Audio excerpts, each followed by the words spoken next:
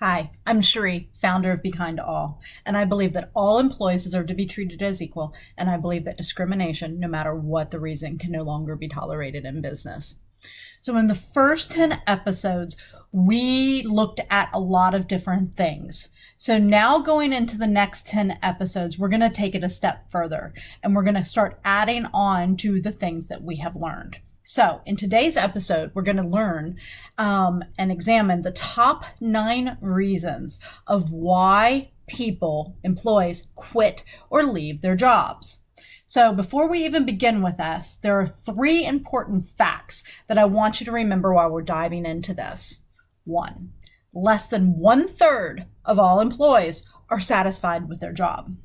Number 2, 80% report that they are not engaged at work. And 3, employees leave a company 80% of the time due to their manager.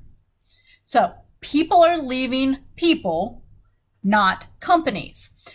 Employees are seeing these problems and they're trying to get HR to help them. HR is not helping them. And they see nothing else to do but to quit. Now, you do see this a lot right now. We have a lot of people jumping, especially in millennials, jumping from job to job, and we are quick to blame an entire generation instead of looking at the issue. This is not a generational problem. This is a company culture problem. Companies are quick to blame the employee instead of looking internally at their own issues. So now let's see the top 9 reasons on why people leave their jobs.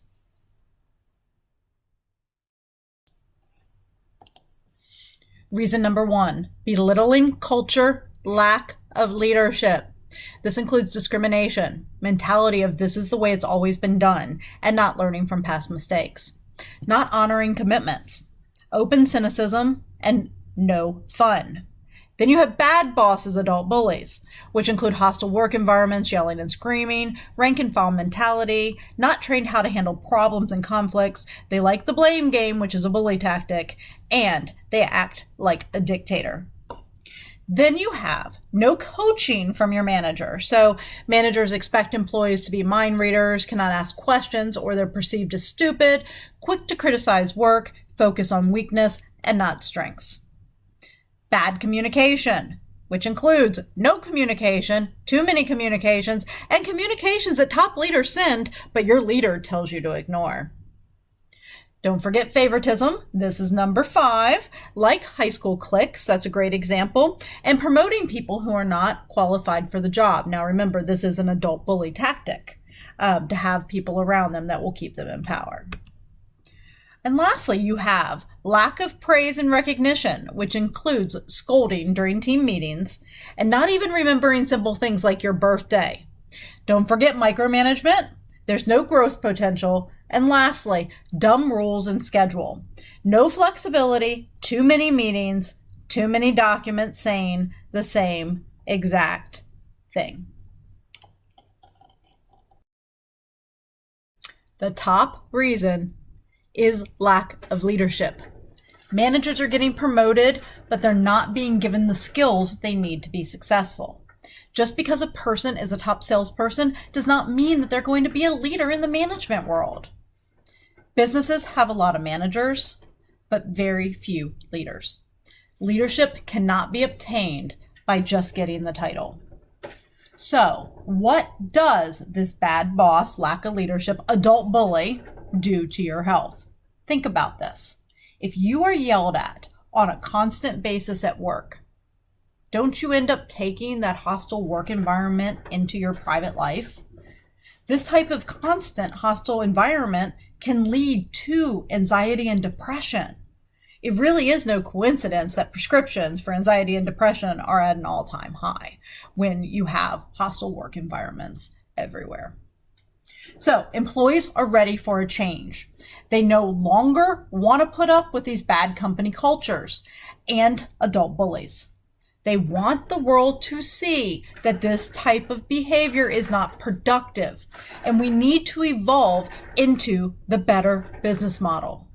Employees deserve kindness, respect, and trust, the KRT model. So, We know why employees leave their jobs. Why aren't companies doing the right thing to fix these issues? So I think about this a lot. Why does HR continue to allow these bad behaviors, especially when it's very clear on what they need to do to fix the problems? It just blows my mind on how I see employees being treated. And when you ask HR why, they tell you it's the way it's always been. Can't we be better than this? Shouldn't all businesses strive to be a place where they retain their employees and listen to what they have to say? We don't need to have hostile work environments. We don't need command and control. We need equality, nurturing cultures in business to help you and the business succeed as we go forward. So thank you today. Next week, we will continue into the business case for kindness. Now, please remember, without kindness and respect, there's little trust. And without trust, your team will crumble. I hope you guys have a great week. Bye.